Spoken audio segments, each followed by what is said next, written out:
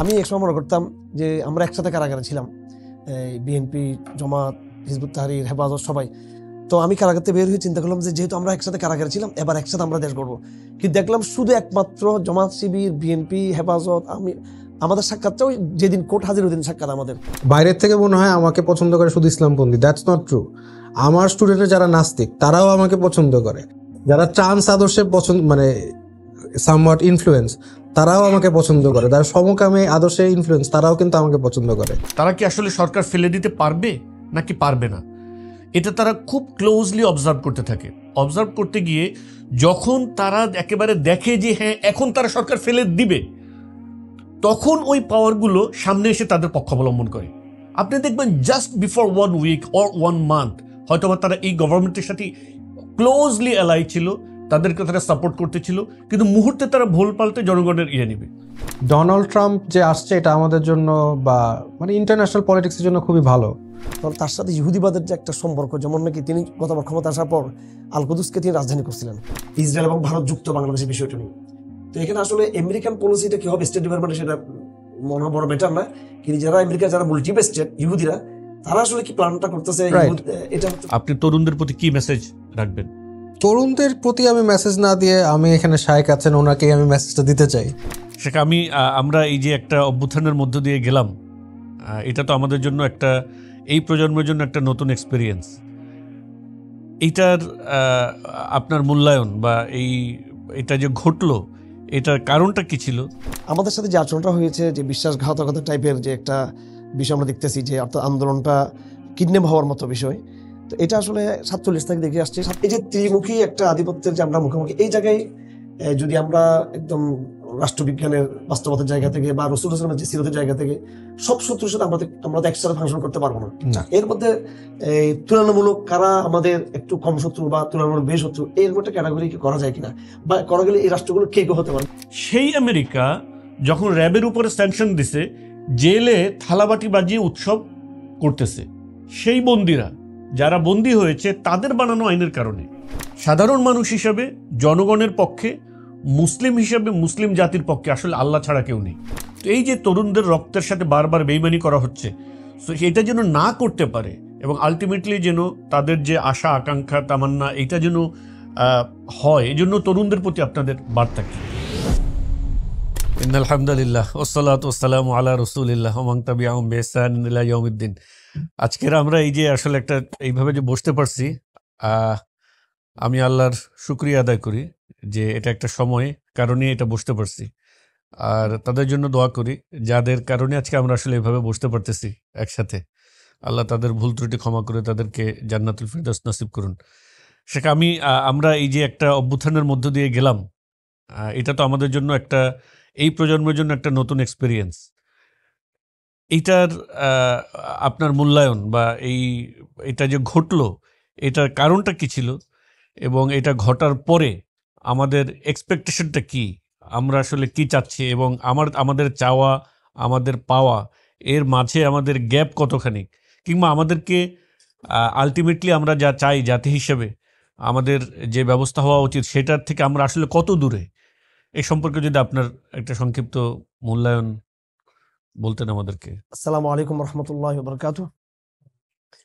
আলহামদুলিল্লাহ ওয়া সালামুন আলা ইবাদিল্লাযি ইসতাফা, মা বাদ। আউযু বিল্লাহি মিনাশ শাইতানির রাজিম। বিসমিল্লাহির রহমানির রহিম। রব্বানা আতিনা মিন লাদুনকা রাহমা ওয়া হাইয়্যি লানা মিন আমরিনা রাশাদা। সাদাকাল্লাহুল আযীম। তো ভাই, যে বিষয়টা আজকে তুলে ধরলেন আমাদের সামনে, সেই বিষয়কে সামনে রেখে আমার প্রথম যেটা প্রতিক্রিয়া এবং অনুভূতি সেটা হলো, এই পরিবর্তনটা হয়েছে তরুণদের হাত ধরে। আর তারুণ্যকে আল কোরআন কারীমের পার্সপেক্টিভ থেকে আমি বলতে চাই যে কোরআন কারীমে খুব গুরুত্বের সাথে তারুণ্যকে প্রমোট করা হয়েছে। আমি যে দোয়াটা পড়েছি এখন সূরাতুল কাহফের একদম শুরুতে প্রথম পৃষ্ঠায় লেখা আছে, বলা আছে রব্বানা আতিনা মিন লাদুনকা রাহমা, সেখানে আল্লাহ পাক তাদেরকে ফিতিয়া অর্থাৎ তরুণ হিসেবে আল্লাহ পাক ওই যুবকদেরকে আল্লাহ পাক উল্লেখ করেছেন। এবং যে ইব্রাহিমকে জাতির পিতা হিসেবে কোরআন স্বীকৃতি দিয়েছে, সেই ইব্রাহিম সম্পর্কেও যখন নাকি তার বিরুদ্ধে এলিগেশন আসলো যে উনি মূর্তিগুলো ভেঙে দিল, এই করলো সেই করলো, এবং পুরো সেই সময়ের ফেসিস্টরা যখন তার বিরুদ্ধে দাঁড়িয়ে গেল, সামাজিক ফেসিস্ট এবং পলিটিক্যাল ফেসিস্টরা, তখন তাদের আলাপচারিতার মধ্যে এটা আসছিল যে সামিনা ফাতান ইউজকারু ইয়াকালু ইব্রাহিম, যে একজন আমরা তরুণকে চিনি, সে এই আমাদের তার নাম ইব্রাহিম। আল্লাহগুলো সম্পর্কে কথা বলতো হ্যাঁ। এবং তাকে ইব্রাহিম নামে ডাকা হতো। এইভাবে হযরত মুসা আলাইহিস সালামের যে ঐতিহাসিক ঘটনা, সেখানেও কোরআনে কারিমে এক তরুণের কথা আছে। এই যখন নাকি মুসা আলাইহিস সালাম ওনার যে খাদ্য হারিয়ে ফেলছিলেন, পরে যখন ক্ষুধা লাগলো, এরপর সেই পরিপ্রেক্ষিতে হযরত খিজিরের সাথে তার সাক্ষাৎ হলো। তো সেই মুসা আলাইহিস সালামের সফর সঙ্গী যিনি ছিলেন তিনি ইউশা বিন নুন, এবং যার হাত ধরেই বাইতুল মুকদ্দাসে প্রথম ইসলামী খেলাফত প্রতিষ্ঠার প্রেক্ষাপট তৈরি হয়। ইউশা বিন নুন মুসা ইসলামের নেতৃত্বকে বনী ইসরাইল তো অবজ্ঞা করছিল, তার নেতৃত্বে জিহাদ করেনি। পরবর্তী ইউশা বিন নুন সে ঝান্ডা ধরেছিল। তো এর ধারাবাহিকতায় আরো যেটা আমরা দেখতে পাচ্ছি, আমাদের নবী সাল্লাল্লাহু আলাইহি ওয়াসাল্লাম 40 বছরের পুরো তারুণ্য নিয়ে তিনি দ্বীনের কাজ করেছেন। এবং একটি চমৎকার হাদিস রয়েছে, হাদিসটি হলো নসিরতু বিশ-শাবাব ও আযানি শুয়ুখ, যে কুরাইশের বিরুদ্ধ লোকরা আমাকে কষ্ট দিয়েছে আর তরুণরা আমাকে সাহায্য করেছে। আর কোরআনে কারিমে হাদিস শরীফে যে 7 প্রকার ব্যক্তিকে আরশে ছায়া দেওয়া হবে কিয়ামতের দিন, প্রচন্ড গরম হাসপাস থাকবে পুরো মানব জাতি, সেখানে যে 7 প্রকার ব্যক্তি যারা ছায়া পাবে, তার মধ্যে ন্যায়পরায়ণ বাদশার পরে বলা হচ্ছে শাবুন নাশা ফি ইবাদাতিল্লাহ।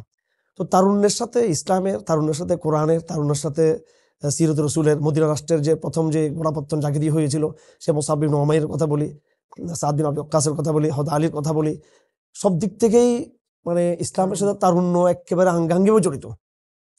কারণ তারুণ্যের মন হচ্ছে নিষ্কলুষ মন, তাদের চেতনা নিষ্কলুষ, তাদের মধ্যে কনস্পাইরেসি নাই, তারা নিবেদিত।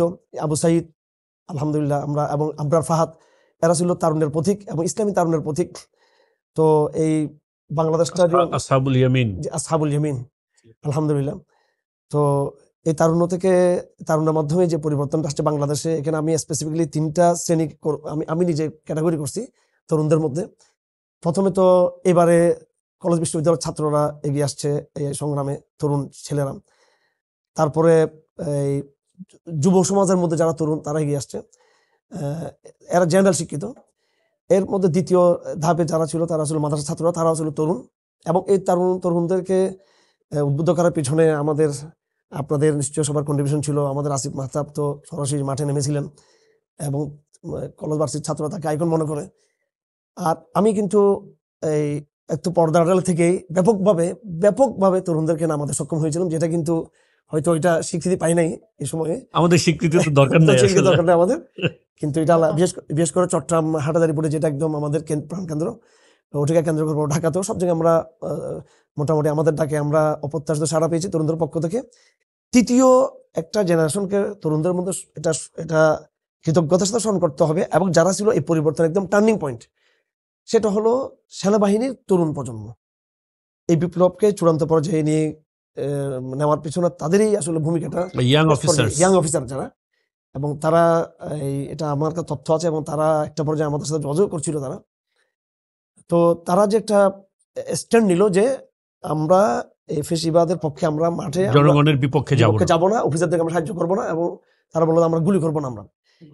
তখনই কিন্তু ওয়াকার সাহেব বা যারা যে এলিট তন্ত্র যেটা, বা আমরা অফিসার তন্ত্র, যেটা একটা সংস্কৃতি বহু বছর ধরে বাংলাদেশ চলছে, তারা একটা অকার্যকর হয়ে গেল। তো এই 3টা তারুণ্যের শক্তি, জেনারেল শিক্ষিত তারুণ্য, এরপরে কওমি তারুণ্য, এরপরে ইয়াং অফিসার, এই 3 তারুণ্যের মধ্য দিয়ে কিন্তু এই পরিবর্তনটা আসছে। এটা আসলে বিশুদ্ধ একটা তরুণদের একটা বিশুদ্ধ আন্দোলন, বিশুদ্ধ আন্দোলন। তো এটা চালিকা শক্তি ছিল একটা বৈষম্য বিরোধী অবস্থান। তো আমরা আলটিমেটলি এই গণঅভ্যুত্থান পরবর্তী যে বাংলাদেশ, সেখানে সেই বৈষম্য বিরোধী অবস্থানের মানে উপরে কতটা অটল থাকতে পারছি আমরা দেখতেছি। যে আসিফ মাহতাব ভাই, সে প্রথম শিক্ষক হিসেবে আন্দোলনে নেতৃত্ব দিল, যখন কোনো শিক্ষক সামনে আসার সাহস করে নাই। তারপরে রাইট, এবং অনেক তারুণ্য ইসলামের যে এসেন্স এটা দিয়ে উদ্বুদ্ধ ছিল, শাহাদাতের একটা তামান্না তারা বুকে ধরে মাঠে নামছে। কিন্তু আমরা গণ অভ্যুত্থান পরবর্তী বাংলাদেশে দেখতেছি নানা রকম তন্ত্র মন্ত্রের জয় জয়কার, এবং যারা ইসলামকে ধারণ করতেছে তাদেরকে একটা সাইড করার প্রবণতা। তো এটা তো আসলে, এটা কি গণ অভ্যুত্থানের স্পিরিটের সাথে সামঞ্জস্যপূর্ণ কিনা? এটা আসলে একটা কথা আছে যে আরবিতে এবং ইংলিশেও আছে, সেটা হলো ইতিহাস তাকে পুনরাবৃত্তি করে, ইতিহাস নিজেকে আবার রিপিট করে, ইতিহাস আর তার জি এবং কোরআন কারীম আছে ওয়াতিল কালায়াম দারুবিন নাস, ইতিহাস বারবার হয়ে আসে। আমাদের সাথে যে আচরণটা হয়েছে, যে বিশ্বাসঘাতকতা টাইপের যে একটা বিষয় আমরা দেখতেছি, যে অর্থাৎ আন্দোলনটা কিডন্যাপ হওয়ার মতো বিষয়, তো এটা আসলে 47 থেকে দেখে আসছে। 47-এ আমাদেরকে বলা হলো যে ব্রিটিশকে তাড়িয়ে আমরা পরিপূর্ণ ইসলামী মূল্যবোধের একটা পাকিস্তান, একটা নতুন প্রজেক্টের নতুন এক্সপেরিমেন্ট এবং আধুনিক বিশ্বের নতুন ইসলামিক এক্সপেরিমেন্ট, যেটা নতুনভাবে একটা ইসলামের প্রকল্পকে হাজির করবে এবং ওই প্রকল্পের মধ্য দিয়ে বিশ্ব ধীরে ধীরে আধুনিক মডার্ন ইসলামের দিকে এগিয়ে যাবে। কিন্তু সেখানে আমাদেরকে হতাশ হতে হয়েছে এবং পুরো পাকিস্তানের পর্যন্ত ইতিহাস ये सिर्फ सियासी धोखा है। ধোঁকা হ্যাঁ, এটা একটা হতাশার জায়গা। এরপর 71 সালে টোটালি 71 সালের এই আন্দোলনটা আমার চাচা ফারাদ ইসলাম চৌধুরী, আমার বাবার বয়সে তিনি 1 বছর ছোট ছিলেন, বাবার চাচাতো ভাই। তো উনি তো নির্মমভাবে তাকে মুক্তি বাহিনীর হাতে সরি আপনার পাকিস্তানি বাহিনী বাহিনীর হাতে তাকে শহীদ হতে হয়েছে এবং তিনি গ্রেপ্তার অবস্থায় শহীদ হয়েছেন। তো তারা তো কেউ সেকুলারিজম প্রতিষ্ঠার জন্য কেউ জান দেন নাই, রক্ত দেন নাই। সেই সময়ে এই আদর্শিক আলাপগুলো সেকুলারিজম জাতীয়তাবাদ, এটা যারা মাঠ পর্যায়ে যারা এসে জীবন দিছে, তারা তো আসলে এইসব তন্ত্রমন্ত্রের সাথে তাদের কোনো সম্পর্কই ছিল না। যেমন আমি আমার পরিবারের কথা বললাম, আমার চাচার কথা বললাম, তিনি তো কখনোই কথা বলেন না যে আমরা সেকুলারিজমের জন্য জীবন দিছি, সেকুলারিজম প্রতিষ্ঠা করব। সেই সময় আন্দোলনটা কিডন্যাপ হয়েছে। এরপরে এই আপনার স্বৈরাচার আসাদ বিরোধী যে আন্দোলন যখন হয়, সেটাও মানুষের একটা অধিকার জায়গা ছিল, সেটাও কিন্তু আন্দোলনটা অন্য জায়গায় আবার পুরোপুরি সফল হতে পারেনি। তার ধারাবাহিকতায় এবারও আন্দোলন, আমি বলবো না যে পুরোপুরি এটা কিডন্যাপ হয়ে গেছে, অলরেডি এখনো সম্ভাবনা আছে, এখনো আমরা আসার জায়গায় আমরা আছি এখনো। তবে এটা আংশিকভাবে সেটা আংশিক কিডন্যাপ হয়ে গেছে, আংশিক বা 50% বা তার চেয়ে বেশি এটা চিন্তা হয়ে গেছে আন্দোলনটা। দেখা যাচ্ছে গণমানুষের রক্ত আর দায় দায়িত্বের ক্ষমতা এবং বিদেশি আধিপত্যের নতুন রিপ্লেস। আগে ভারতীয় আধিপত্য ছিল, এখন সেই জায়গায় পশ্চিমা আধিপত্য রিপ্লেস করেছে এবং ইতিমধ্যে ভারতীয় আধিপত্যের আইকন হিসেবে এখানে কি ব্যাপারটা এরকম ঘটছে কিনা যে মূলত দক্ষিণ এশিয়াতে আপনার আমেরিকান আধিপত্যের স্থানীয় যে এজেন্ট ছিল আপনার ইন্ডিয়া, কিন্তু তারা বাংলাদেশকে ডিল করার ক্ষেত্রে দেখছে যে ইন্ডিয়া এফিসিয়েন্টলি ডিল করতে পারে নাই বাংলাদেশকে, বরং পরিস্থিতি আস্তে আস্তে খারাপের দিকে যাচ্ছে, যে কারণে তারা নিজেরা এঙ্গেজ হয়ে বাংলাদেশকে কন্ট্রোল করার দিকে চলে গেছে, যে তাদের এজেন্ট মূলত দেশকে সঠিকভাবে নিয়ন্ত্রণ করতে পারছে না যেভাবে এফিসিয়েন্টলি করা দরকার। এই কারণে এখন তারা নিজেরা এঙ্গেজ হয়েছে যে কন্ট্রোল করতে। কিন্তু এখানে একটা ব্যাপার দেখা যাচ্ছে, ঘুরে ফিরে আবারও সেই ইন্ডিয়ান এবং পশ্চিমা যে আধিপত্যবাদী যে ন্যারেটিভ, সেই ক্ষমতা একটা ভিন্ন অ্যাঙ্গেলে আবারও আপনার জেকে বসার একটা প্রবণতা দেখা যাচ্ছে।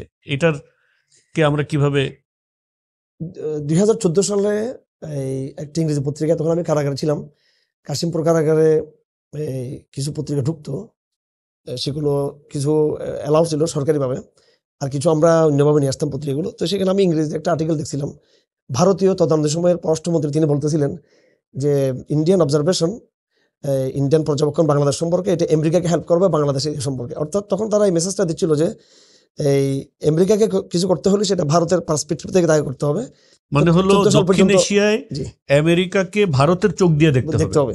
এটা 14 সাল পর্যন্ত এই নীতিটা ছিল। 16 সালে এসে চীনের প্রেসিডেন্ট, আমার যতটুকু মনে পড়ে তখন হয়তো আমি কারাগার থেকে বের হচ্ছিলাম বা এই মুহূর্তে আগে পরে, চীন বাংলাদেশে তার প্রভাবটা শুরু করে। তখন এটা আমেরিকা একটা নেগেটিভ একটা মেসেজ এখান থেকে নেয় যে ভারতকে আমরা দিলাম বাংলাদেশে খবরদারি করার জন্য, এবং ইন্ডিয়া তো চাইনিজ এটাকে আধিপত্য করতে পারলো না।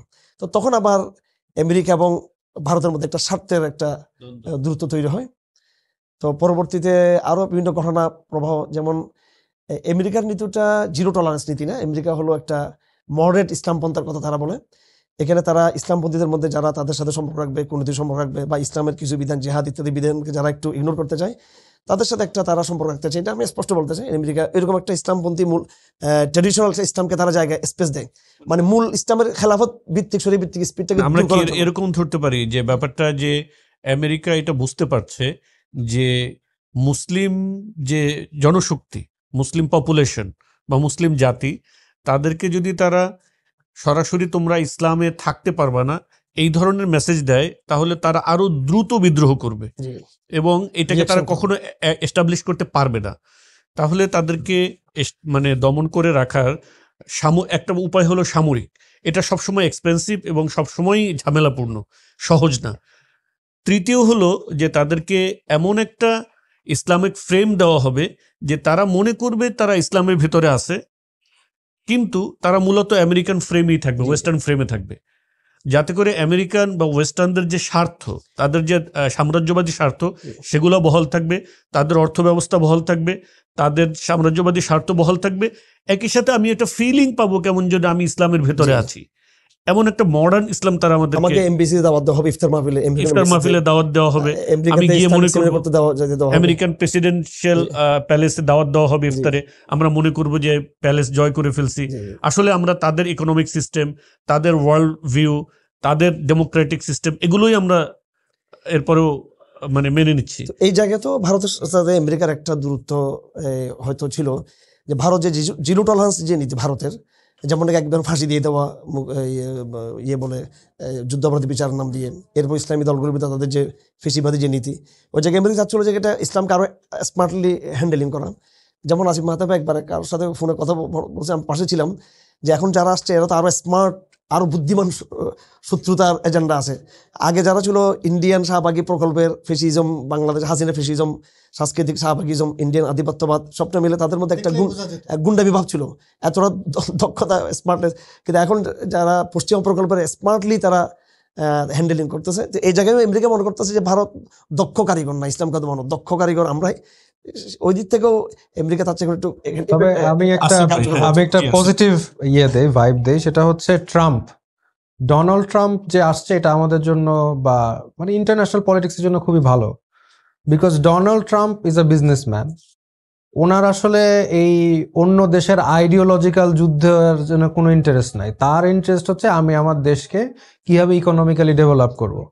এখন তার ইকোনমিক ডেভেলপমেন্টের এর বাইরে যদি এখন ফর এক্সাম্পল ইসলাম বিরোধী কেউ কিছু করে, সেটার এগেনস্ট আমরা কিছু করি, তাহলে মানে ট্রাম্প অতটা কেয়ার করে না, এত বদার না সেটা।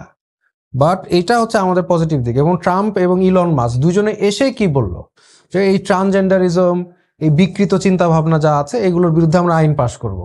এবং ট্রাম্প ভার্বেটাম যে কথাটা বলেছে, যে কোনো সিরিয়াস দেশ ছেলেকে মেয়ে কিংবা মেয়েকে ছেলে মনে করে না।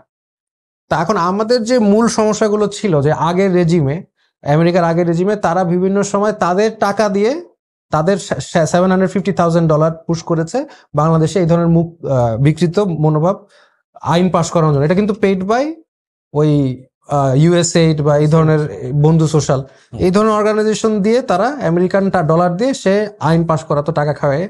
আইন পাশ, বইয়ের মধ্যে গল্প, এটা কিন্তু একটা আমেরিকার টাকা এবং আদার্স যেগুলো ইউরোপের দেশে টাকা যাচ্ছে তো কিছু এনজিওদের, এগুলো পুশ করার জন্য। ট্রাম্প কিন্তু, আমরা যদি ট্রাম্পকে বলি যে দেখো তোমার দেশের টাকা আমার এখানে ওয়েস্ট হচ্ছে, তুমি তোমার টাকা তোমার দেশে ইউজ করো, তোমার গরিব মানুষের খাওয়াও, কিন্তু ট্রাম্প কিন্তু তখন এইগুলোতে স্পেন্ড করবে না।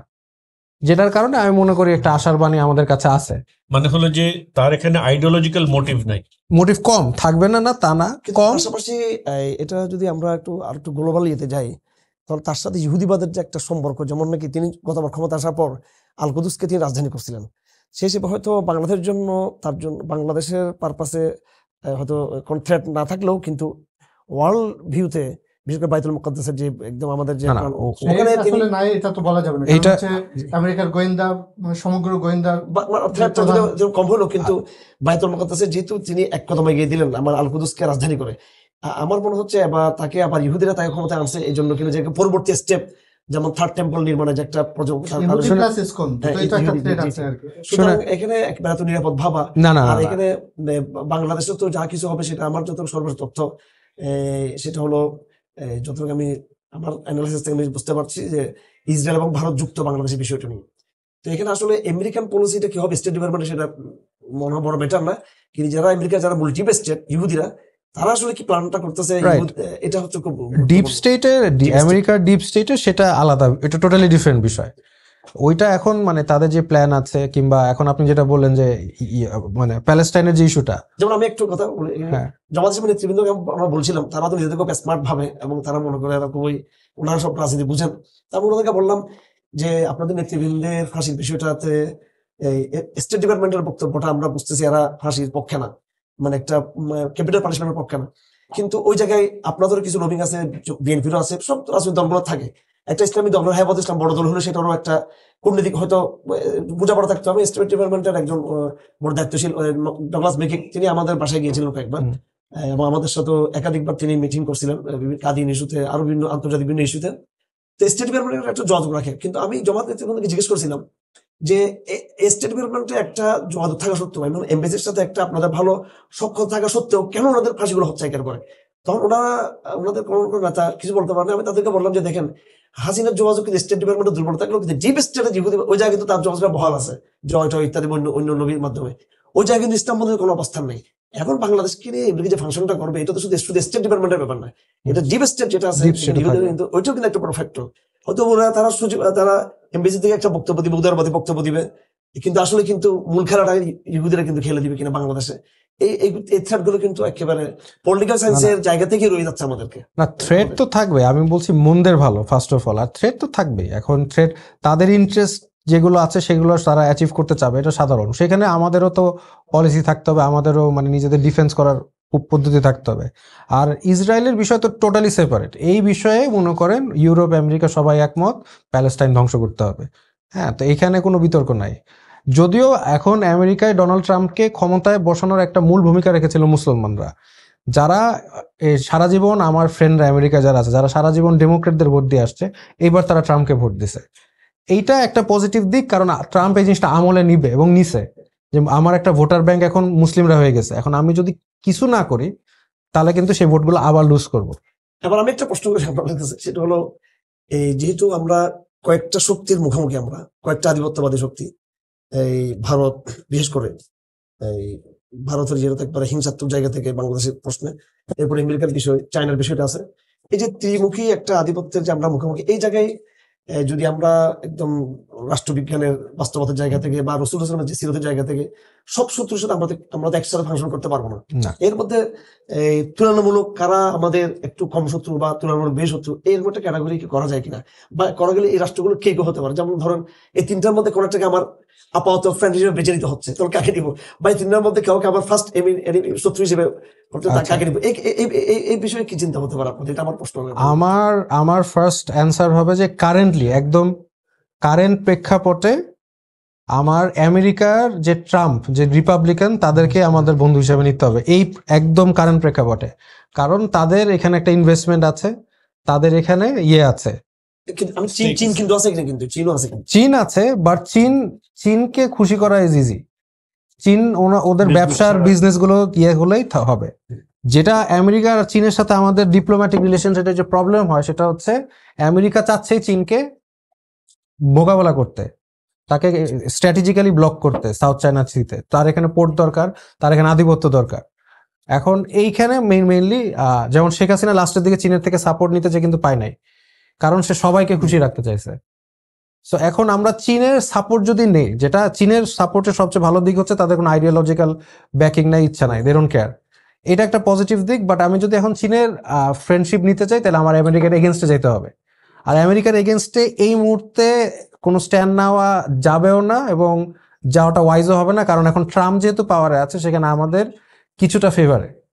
আপনি তো এই মুহূর্তে আমেরিকাকে কি করবেন, বের করে দিবেন? এটা তো মানে প্র্যাকটিক্যালি প্র্যাগম্যাটিক্যালি পসিবল না। আওয়ামী লীগ মনে করছে আওয়ামী লীগের ফেভারে, আমরা আপনি মনে করছেন আপনাদের ফেভার। আসলে এখন এখানে দুটো কনফ্লিকশন হয়ে যাচ্ছে। গেলে আমি আওয়ামী লীগের ফেভারে ছিল, বাট লাস্ট পর্যন্ত তো তার যখন আমেরিকার পতাকা নামায় দিল শেখ হাসিনা, এরকম কিছু কাজ করেছে।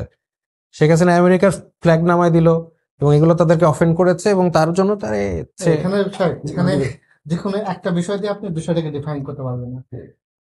এখানে আমেরিকা, ইন্ডিয়া, নানা ধরনের জিওপলিটিক্যাল ডাইনামিক্স আছে, কিন্তু বাংলাদেশের মুসলমানদের অবস্থা আপনি চিন্তা করেন, যে আমরা এত বড় একটা অভ্যুত্থান করলাম, এরপরেও কাঠামোগত ইসলাম বিদ্বেষ বা কোনো কিছু কিন্তু দূর হয় না। আমরা আজকে এখনো পর্যন্ত দেখতেছি যে আমাদেরকে আদারাইজ করার একটা প্রবণতা, যে কোনো সংস্কারে কোনো কিছুতে নামমাত্র ভাবে টোকেন হিসেবে আমাদেরকে রাখতেছে। তো সেখানে জিওপলিটিক্যালি নানা রকম ডাইনামিক্স, রিলেশনশিপ চেঞ্জ, এগুলো থাকবে, কিন্তু আমাদের বাঙালি মুসলমানের যে এখানের মূল দ্বন্দ্বটা, ইসলাম বনাম আদার্স যে কাঠামোগুলো আছে, সেটার মূল দ্বন্দ্বটা যদি আমরা মানে জনগণের সামনে না রাখতে পারি, তাহলে কিন্তু আমাদের এই আলটিমেটলি আমরা তো মেইন স্ট্রিমেই নাই। আচ্ছা আমরা তো মেহেদী ভাই, আমি একটা বিশ্লেষণের জায়গাতেই নাই। ইম্পর্টেন্ট প্রশ্ন করি আপনাকে, সেটা হচ্ছে যে এই যে সংস্কার, সংবিধান সংস্কারের যে ইয়েটা, তাদের মধ্যে আলেমদের কোনো রিপ্রেজেন্টেশন আছে? দেখেন এখানে সবকিছুতেই মানে ইসলামকে রাখা হয় জাস্ট টোকেন হিসাবে, যে ইসলামকে একটু রাখলে জিনিসটা কিছুটা মানে এটা হলো একটা গিয়ে- হাইপ দিয়া। আছে কিনা নাই, আলেম কমিটির মধ্যে কোনো আলেম আছে? কমিটির মধ্যে নাই, শুধু ডাকছে মতামত না, নেওয়ার জন্য। মতামত এটা তো কোনো কিছু হ্যাঁ, হলো এটা না। valid তার কিছু মানে না। নাই, রাইট নাই। তাহলে 95% বা 90%-এর উপরে একটা ইসলামিক দেশে, মুসলিম দেশে সংবিধান কি হবে সেখানে আলেমদের কোনো ভ্যালু নাই। ভাই এখানে ইসলাম এবং মুসলিম কোথায় আছে? আপনার উপদেষ্টা প্যানেলে একজন আলেম ঢোকানোর জন্য মানে নানা দিক থেকে ঠেলে একজন ঢোকাবে, তা ওরা বলছে যে ঠিক আছে আমরা দয়া করে একজনকে দিলাম। সংবিধান সংস্কারেও 2-3 জন আলেমকে ডাকছে যে জাস্ট একটা শো হিসাবে, তারা তারা কোনো নীতি নির্ধারণী পর্যায়ে নাই। তার মানে এখানে মুসলমান রক্ত দেবে, মুসলমান আন্দোলন করবে, আত্মত্যাগ করবে, কিন্তু আলটিমেটলি তাদেরকে ডিসিশন মেকিং এর জায়গায় রাখা এই হবে না। জায়গাটাতে আমার একটা ই আছে, সেটা হলো আমার একটা অপিনিয়ন এবং আরেকটা হলো আপনাদের কাছে প্রশ্ন। সেটা হলো মূলত আমরা এখানে ফরেন স্টেটগুলোর ভূমিকা কি, তাদের সাথে আমাদের কি সম্পর্ক হবে বা না হবে, কেমন হওয়া উচিত, এটা ছিল আমাদের লাস্ট বিষয় যেটা আমরা কথা বলছিলাম। একটা বিষয় সত্য যে কোনো ফরেন স্টেট কখনোই সে আমার স্বার্থে কাজ করে না, সে সবসময় কাজ করে তার স্বার্থে। আচ্ছা, আমাদের এখানে একটা আন্দোলন চলতেছে, একটা আপনার ধরতে পারেন একটা অরাজকতা চলতেছে, একটা রাস্তার ভিতরে অস্থিরতা চলতেছে, তখন সে আসলে কিভাবে ভাবে? সে কি এইটা ভাবে যে এই দেশের ভিতরে একটা অস্থিরতা চলতেছে, জনগণের সাথে সরকারের দ্বন্দ্ব চলতেছে, সরকার জনগণের বিরুদ্ধে, সুতরাং সরকার জনগণের উপর জুলুম করছে, সরকার যেন এই জুলুমটা করতে না পারে, আমাদের উচিত তাদেরকে প্রতিহত করা জনগণের পক্ষ? সে কখনো এইভাবে ভাবে না। সে ভাবে যে এই দেশের ভিতরে একটা অস্থিরতা চলতেছে, এই অস্থিরতাকে কাজে লাগিয়ে আমার কি কি স্বার্থ আমি এখন হাসিল করতে পারবো, এক। দ্বিতীয়ত, যখন কোনো দেশে কোনো অভ্যুত্থান বা কোনো আন্দোলন এরকম চলতে থাকে, তখন তারা অবজার্ভ করতে থাকে যে যারা আন্দোলন করতেছে এরা কি আসলে কি করতে পারবে, তারা কি আসলে সরকার ফেলে দিতে পারবে নাকি পারবে না, এটা তারা খুব ক্লোজলি অবজার্ভ করতে থাকে। অবজার্ভ করতে গিয়ে যখন তারা একেবারে দেখে যে হ্যাঁ এখন তারা সরকার ফেলে দিবে, তখন ওই পাওয়ারগুলো সামনে এসে তাদের পক্ষ অবলম্বন করে। আপনি দেখবেন just before 1 week or 1 month হয়তো তারা এই গভর্নমেন্টের সাথে ক্লোজলি অ্যালাই ছিল, তাদেরকে তারা সাপোর্ট করতেছিল, কিন্তু মুহূর্তে তারা ভুল পাল্টে জনগণের ইয়ে নেবে স্বার্থের কারণে। আপনি দেখবেন এটা হলো সাম্রাজ্যবাদীদের একটা পলিসি, নীতি, যে আপনার আইন, আপনার অ্যান্টি টেরোরিজম ল কারা করছে, কার prescription? It's American prescription, we know. সেই অ্যান্টি টেরোরিজম ল বাংলাদেশে কার্যকর হওয়ার কারণে হাজার হাজার আলিম ওলামা, সাধারণ মানুষ, ইসলামপন্থী মানুষরা, বিরোধী দলের রাজনীতিক সবাই এটার দ্বারা সাফারার হয়েছে, তারা জেলে।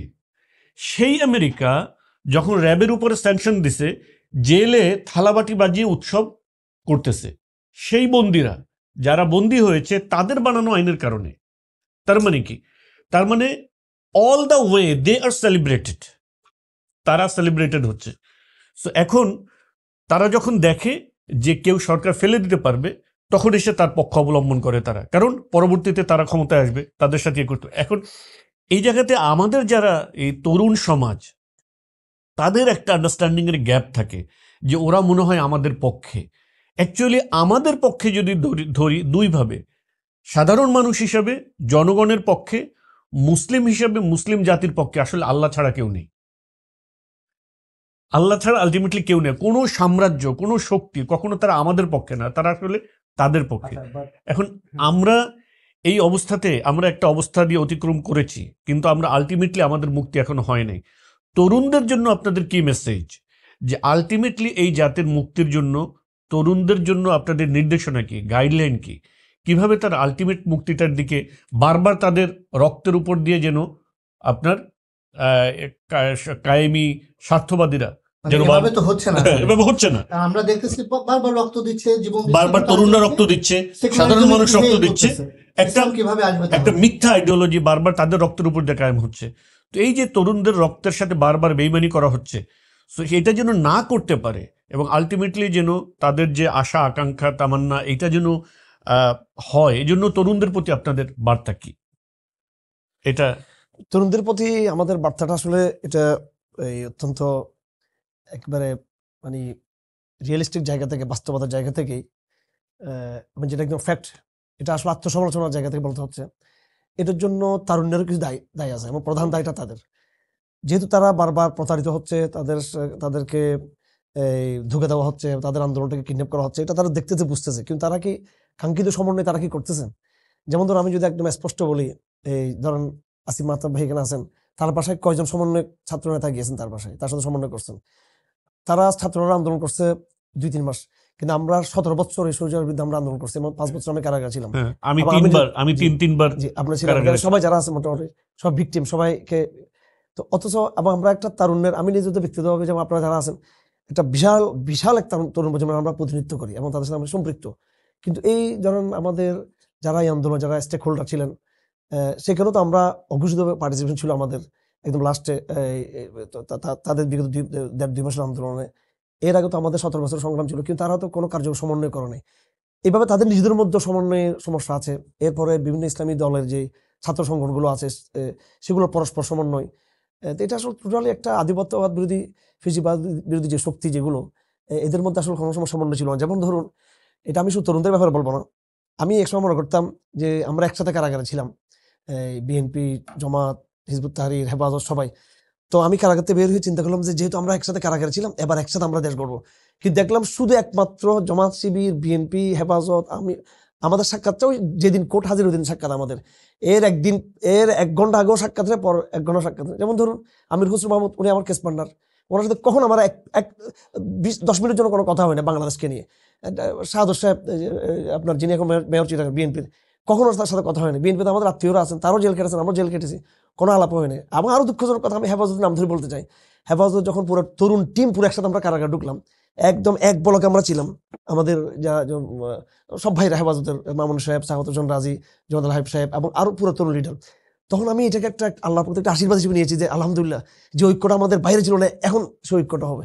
তো সেটা ওখানেও কিন্তু আমরা কোনো কার্যকর ডায়লগ আমরা পরস্পর আমাদের মধ্যে হয় নাই, কারাগারতে বাইর হওয়ার পরও কিন্তু আমাদের মধ্যে সমন্বয় নেই। তো এটা আমি একবার আমার অভিজ্ঞতার জায়গা থেকে বলতেছি, আমার দুঃখজনক অভিজ্ঞতা, যে আসলে আমাদের মধ্যে সমন্বয় নেই। আমাদের যে ভুল ত্রুটি আছে এটা ট্রু, বাট এই ভুল ত্রুটি ওভারকাম করে তরুণদের মধ্যেই তো আমাদের আশা আকাঙ্ক্ষার জায়গা।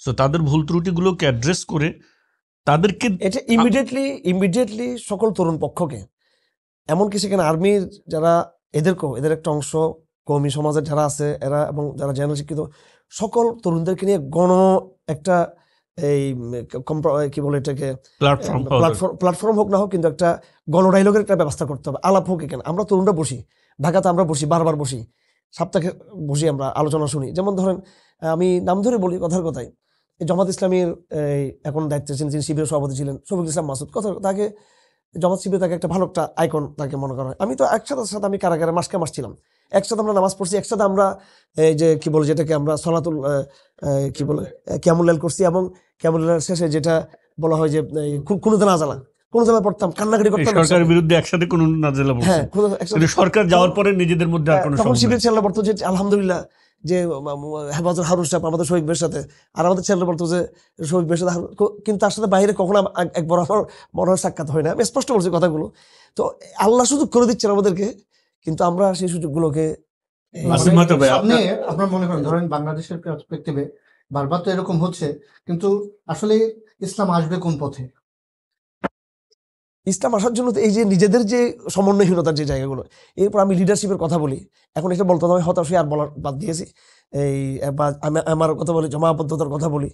তো এই জিনিসগুলো রাসূলুল্লাহ সাল্লাল্লাহু আলাইহি ওয়াসাল্লাম আমাদেরকে প্রিন্সিপাল দিয়ে গেছেন, মৌলিক প্রিন্সিপাল দিয়ে গেছেন, মূল কথাগুলো বলে গেছেন, আস্তম্বাত হওয়ার কথা বলে গেছেন, নতুন করে কিছু আর এখানে বলার নাই। তো আমরা যতক্ষণ পর্যন্ত আমাদের মধ্যে পারস্পরিক সমন্বয় এবং একটা লিডারশিপের জায়গা, এখানে আপনি একটা কথা বলছেন, আপনার কথার জায়গাতে একটা বড় গ্যাপ আমি খুঁজে পাচ্ছি।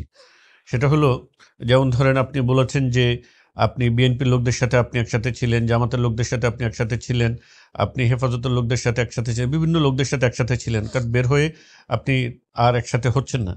এইখানে গ্যাপটা কি আসলে এক এক হওয়া হলো দুই রকম এক হওয়া। একটা হলো আপনার বস্তুগতভাবে এক হওয়া, অর্থাৎ জেল আপনাদেরকে এক করছে, আদর্শ কি আপনাদেরকে এক করছে? মানে এখানে এই গ্যাপটা রয়েছে কিনা, যে আদর্শিক কোনো গ্যাপ আছে, যে গ্যাপ মূলত বাহিরে আপনাদেরকে এক করছে না, এরকম কোনো ব্যাপার আছে কিনা? একটা আদর্শিক আমাদের তো মিল আছে এক জায়গায়, যে আমরা ফ্যাসিজমের সামগ্রিকভাবে আমরা ভারতীয় আধিপত্যের বিরুদ্ধে, সেই জন্য আমরা কারাগারে গিয়েছি, জমাত সাফারার হয়েছে, বিএনপি সাফারার হয়েছে, বিএনপিকে ফুল বিএনপির একাংশ, বিএনপি চেয়ারপারসন সহ এবং তার সহ এবং অর্থাৎ এন্টি ইন্ডিয়ান জি ইউনিটি জি ইউনিটি বলা হয়, কিন্তু এইটা এই জায়গা তো আমাদের মধ্যে একটা আদর্শিকতার জায়গা তো ছিল আমাদের মধ্যে, এবং আমরা আবার এন্টি সেকুলারিজম, অর্থাৎ যেটা একদম কট করে, যেটা একবার অর্থাৎ বিএনপিও সেকুলার শক্তি, কিন্তু যেটা শাহবাগী যে সেকুলার, ওই চেতনার বিরুদ্ধে তো আমরা তো একটা চেতনায় ঐক্যবদ্ধ। কিন্তু এটা আসলে একটা মনের, এটাকে একটা সাইকোলজিক ইয়েতে ভাই আপনার মনস্তাত্ত্বিক সমস্যা। আপনার কোনো মেসেজ ইউথদের কাছে, যে এই যে আপনি ইউথদেরকে সামনে থেকে লিড করছেন, তাদের সাথে মাঠে আপনি ফিজিক্যালি প্রেজেন্ট ছিলেন, তো এই যে এই পরবর্তী অবস্থাতে আপনার কি মনে হয় যে ইউথরা সত্যিকারভাবে এখন আমাদের ভিতরে তো মানে রিয়েল কোনো পরিবর্তন রাষ্ট্রের কিছু আসলে ওরকম কিছু দেখা যাচ্ছে না, দেখা যাচ্ছে না, ওরকম কোনো পরিবর্তন, মানে ফান্ডামেন্টাল পরিবর্তন তো কিছু হয় নাই।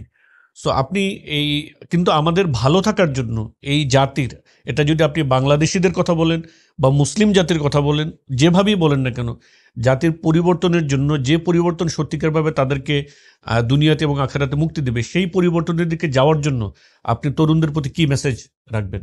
তরুণদের প্রতি আমি মেসেজ না দিয়ে, আমি এখানে শায়েক আছেন, ওনাকে আমি মেসেজটা দিতে চাই, বা শায়েকদের সবাইকে।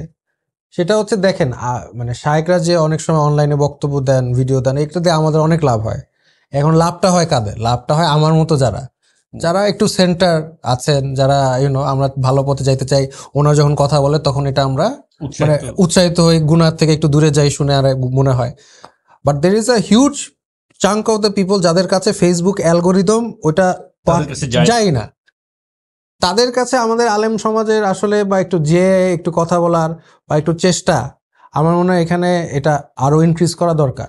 আমি কি আপনার কথাটাকে যদি আমি ধরতে পারি, তার মানে হলো যে আমাদের কথাবার্তা একটা নির্দিষ্ট সার্কেলের মধ্যে ঘুরতেছে, রাইট? এটা অ্যালগরিদমে এরকম। হ্যাঁ, এর বাইরে একটা হিউজ চাঙ্ক অফ পিপল বাইরে রয়ে গেছে, যাদের কাছে আমাদের কথাগুলো যাচ্ছে না। দুইটা কারণ, একটা হলো ফেসবুক অ্যালগরিদম, অথবা আমাদের যে হালাকা তারবিয়া গুলো হয় ওগুলো একই লোকজন। তাহলে এটা বাইরে যে তরুণরা রয়ে গেছে তাদের কাছে যাওয়ার উপায় কি? না, এখন মেইন স্ট্রিম যেগুলো ইউনিভার্সিটি আছে, ইউনিভার্সিটিতেও একটা যাওয়া হচ্ছে স্কলারদের জায়গা। তখন আমরা কি আলেমদেরকে স্কলার ধরছি না? ওরা কি পড়াশোনা করে নাই? অবশ্যই করছে। তাহলে ওখানে তাদের স্পেস নাই কেন? ওখানে অন্যরা সবাই বিভিন্ন বিষয় নিয়ে বক্তব্য দিতে যায়, এমনকি আমরা দেখেছি যে ট্রান্সজেন্ডার নিয়েও বক্তব্য দিতে গেছে। সেখানে আমাদের আলেমরা যে যাচ্ছেন না কেন বা পুশ করছেন না কেন যে আমাদেরকে দিতে হবে? যাচ্ছেন না কেন, নাকি একটা ট্যাবু বানিয়ে রাখা হয়েছে? ব্রেক ইট এটা ব্রেক ইট। আপনারা করেন, স্টুডেন্টরা তো যদি কেউ অর্গানাইজ করতে চায়, তখন আমি আপনাকে ফাঁকে আমি 14 তারিখে দাওয়াত দিতেছি, শেখ তো আছেন, আমিও আছি জাহাঙ্গীরনগরে ইনশাআল্লাহ। তো ওইখানে বিষয়টা হচ্ছে না, আমি তো বক্তা না আসলে, বক্তা আপনি থাকবেন, এটাও তরুণদের জন্য উৎসাহের ব্যাপার না। বাট ওইটাই আর কি, যে এখন ধরেন তাদের কয়েকটা স্টুডেন্ট ধরেন আপনাদেরকে ইনভাইট করলো, ধরেন কোনো ইউনিভার্সিটি বললো যে না যাবে না, তখন আপনারা প্রতিবাদ করেন, হোয়াট ডু ইউ মিন যাবে না, কি রিজনিং দিচ্ছেন? অন্যরা যদি যায় আপনারা আলেমদেরকে নিবেন না কিসের জন্য ইউনিভার্সিটিতে? আর অনেকে বলবে যে এটা তো আর মানে রিলিজিয়ন প্রিচ করার জায়গা না। একটা ইউনিভার্সিটি যে কনসার্ট হতে পারে, ওয়াই নট রিলিজিয়ন প্রিচ করার জায়গা এটা? আর বিদেশে বিভিন্ন ইউনিভার্সিটি দেখবেন, আলেমরা যায় তো, বক্তব্য দেয় তো, বিদেশে আমেরিকায় যায়, ইউকেতে যায়, বাংলাদেশে কি এমন হয়ে গেল? মানে হলো যে এইখানে এরা একটা রিলিজিয়নকে, যেটা ছিল সবচেয়ে highly top most intellectual matter, সেইটাকে তারা মানে একটা ট্যাবু বানিয়ে ব্যাকডেটেড করে রাখার একটা ভাইব তৈরি করেছে। বাট ভাইব তৈরি, সেটার মধ্যে আমরাও কন্ট্রিবিউট করেছি না?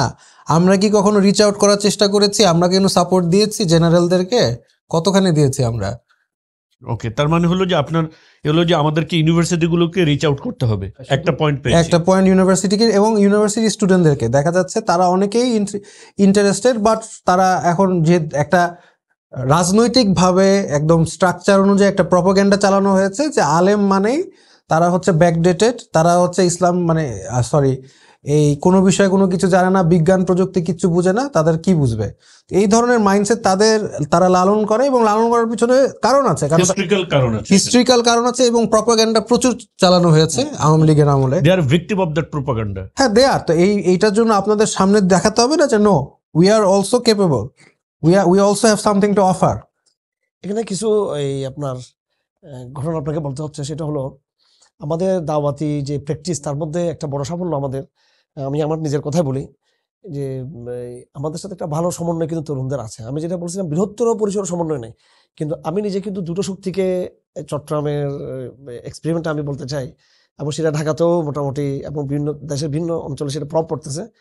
কওমি ধারার এবং জামাত ধারার আলম এরা সমন্বিত হচ্ছে। আমি যেখানে যাচ্ছি সেখানে আমার এমন কোনো অডিয়েন্স আমার নাই যেখানে একক শুধু আপনার এই শুধু আলেমদের বা একক শুধু জেনারেল। তবে এটাও ট্রু আসিফ ভাই যেটা বলেছেন, এটা অ্যাকচুয়ালি এটা চেঞ্জ হচ্ছে, এটা মানে ন্যাচারালি এটা চেঞ্জ হচ্ছে, ইমপ্রুভ হচ্ছে।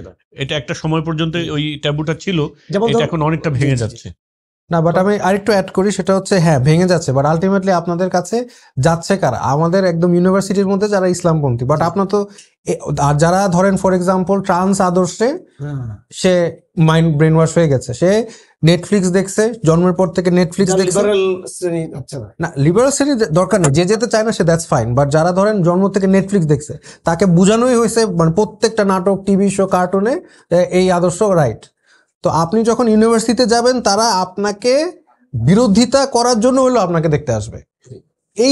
এইটা এখন আমি যদি আপনার পয়েন্টটা ধরতে পারি, মানে হলো যে ইউনিভার্সিটি থেকে যারা আমাদের কাছে আসতেছে তারা অলরেডি মোটিভেটেড লোকজনই শুধু আসতেছে, মোটিভেটেড মানে আমাদেরকে যাইতে হবে এমন একটা মিক্সড অডিয়েন্সে যেখানে আমাদের কাজে যারা মোটিভেটেড তারা থাকবেই, আর একদল লোক যারা অ্যাকচুয়ালি মোটিভেটেড না, নট এট অল, কিন্তু তারা সামহাও আচ্ছা কারা আসছে কি বলছে শুনি, এবং আপনার বিরোধিতা করার জন্য যারা আসে তারাও আমাদের জন্য পজিটিভ। ছোট একটা নজির আছে যে বিগত দিনে আমরা যতগুলো সেমিনার সিম্পোজিয়াম করছি তার মধ্যে বেশিরভাগ ছিল, এটা একটা আমাদের একটা দুর্বলতা, শুধু আমাদের যারা মোটিভেটেড শ্রেণী তারাই আসছে।